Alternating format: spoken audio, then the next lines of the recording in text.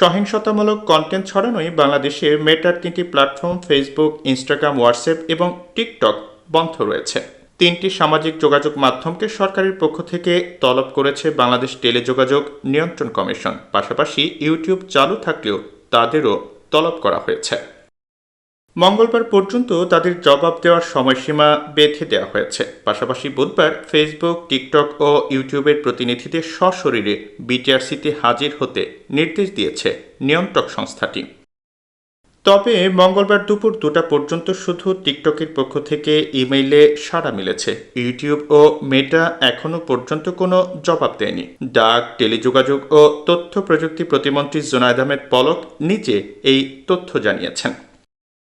মঙ্গলবার দুপুর 1টার দিকে চলমান সময়ে সাইবার নিরাপত্তা বিষয়ক জরুরি সভা শেষে ব্রিফিংয়ে সাংবাদিকদের প্রশ্নের জবাবে প্রতিমন্ত্রী এসব কথা বলেন। আগামীকালকে আমরা তো একটা টাইম দিয়েছিলাম ফেসবুক, টিকটক এবং ইউটিউবকে যে তারা তাদের ব্যাখ্যাটা দেবে।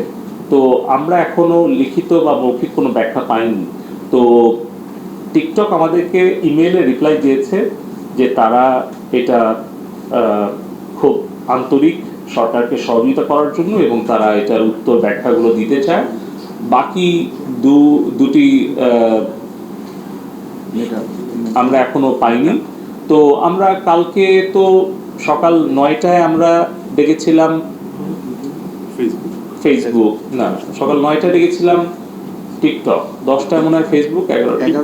আচ্ছা, যাই হোক, আমরা কালকে বলেছিলাম, আজকে এখনো সময় আছে, আমরা দেখি যে তারা কি ব্যাখ্যা দেয়। কবে নাগাদ সামাজিক যোগাযোগ মাধ্যমগুলো খুলবে জানতে চাইলে জুনায়েদ আহমেদ পলক বলেন, যদি তাদের ব্যাখ্যা সন্তোষজনক হয় তাহলে আমরা শিগগিরই খুলে দেব।